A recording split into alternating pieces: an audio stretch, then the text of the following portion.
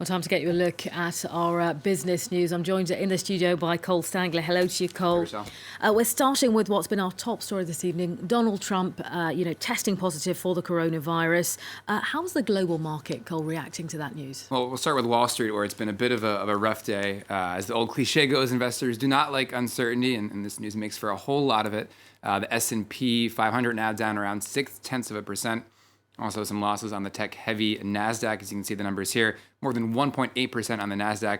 Shares on the Dow Jones, on the other hand, holding just about even, down just slightly. It's actually linked to some renewed optimism that Congress may consider bailouts for the airline industry. Now, earlier in the day, European markets ended the day just around the flat line. The FTSE in the UK just in positive territory. The CAC 40 staying just about even. The DAX over in Frankfurt lost around 0.33%. Now, also weighing on Wall Street is the release of the U.S.'s closely watched monthly jobs report. While it found the unemployment rate fell slightly, job growth was still lower than expected. It underlines just how fragile the recovery is and comes as Congress continues to debate new stimulus measures. Wasim Cornet has the details. The U.S. economy is continuing to create new jobs, but a lot less than what's needed to erase the losses that were incurred during the coronavirus pandemic. That is the main takeaway from the September jobs report, the last monthly update before the presidential election. The country's employers added 661,000 jobs in September, the fifth straight month of job gains. That has allowed the unemployment rate to drop to 7.9%. But the devil is in the details. The drop in joblessness mostly reflects a drop in the number of people seeking work, rather than an uptick in hiring. And the gains that were made mostly come from workers who were laid off in the spring and are now being hired back. This month's jobs report continues to dash hopes of a quick, V-shaped recovery. So far, the U.S. has only recovered half of the 22 million jobs that have been lost so far this year. And Washington's failure to reach an agreement on a stimulus plan could delay a recovery even further. On Thursday, Democrats passed a $2.2 trillion recovery package in the House of Representatives. Most Republicans, though, say the bill is too large, and the Senate has yet to agree to a compromise. In the meantime, thousands of people are continuing to lose their jobs. The aviation sector remains one of the hardest hit. Just this week, United Airlines and American Airlines were forced to furlough 32,000 employees. Next up, airline KLM has submitted its restructuring plan to the Dutch government. That's a requirement of the 3.4 billion euro aid package it got from the state. KLM, which shares a holding company with Air France, says the plan will help reduce costs by some 15%, as well as cut carbon emissions in half by 2030. But it also includes job cuts. KLM is on track to slash its workforce by some 20% by the end of the year. That translates into around 4,500 jobs.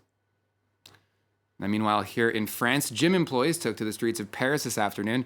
They protested against government-imposed closures of their workplaces, measures that have been in place for just over a week in a handful of cities across France.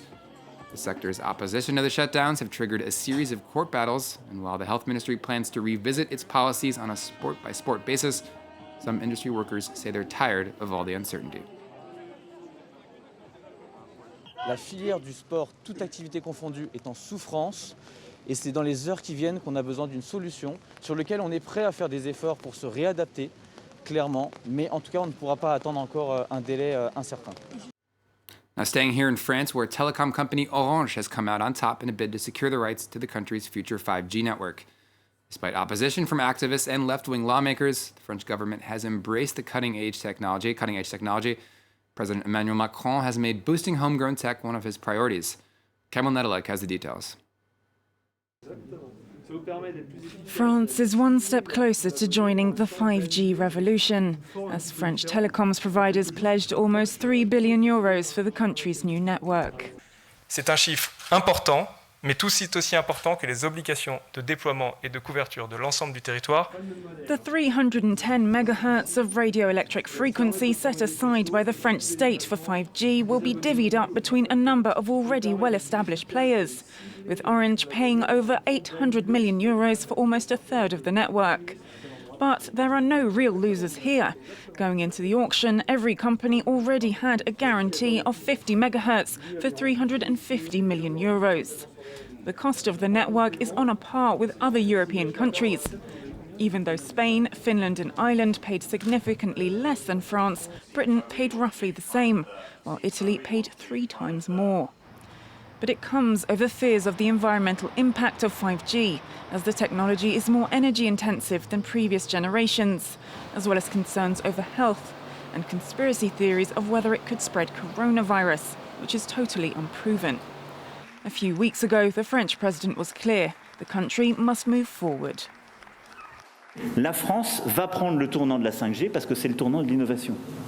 Et j'entends beaucoup de voix qui s'élèvent pour nous expliquer qu'il faudrait relever la complexité des problèmes contemporains en revenant à la lampe à huile. Je ne crois pas au modèle Amish.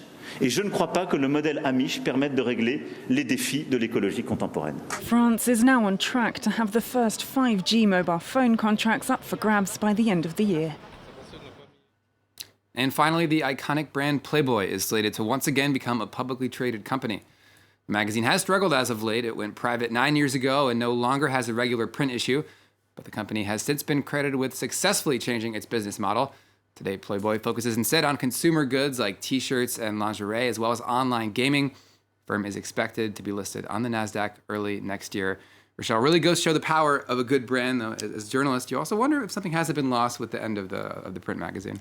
Maybe not the worst print magazine to go out of print, but you're absolutely right. Yeah, you do. Don't forget all the good authors, though, that were also published in the pages as well. Interesting. All right, Cole, thank you very much for our roundup of the business news. All right, stay with us here on France 24. We're going to take a short break. We'll be back, though, on the other side. You're watching France 24.